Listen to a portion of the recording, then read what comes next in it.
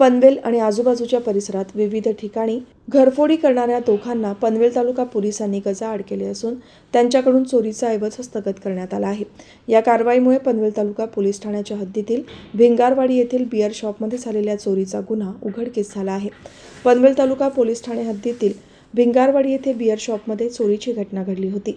या गुन्ह्याची नोंद होताच वरिष्ठ पोलीस निरीक्षक गजानन घाडगे यांच्या मार्गदर्शनाखालील पथकाने तात्काळ तपासाची चक्रे फिरवली।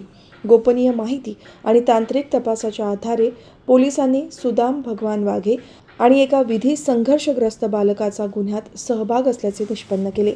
या दोघांनी पनवेल परिसरातून अटक करण्यात आली।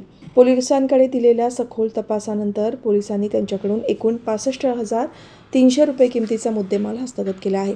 यामध्ये 2 मोबाईल, 1 मोबाईल चार्जर, गुन्ह्यामध्ये वापरलेली मोटरसायकल आणि रोख 29,000 रुपयांचा समावेश आहे।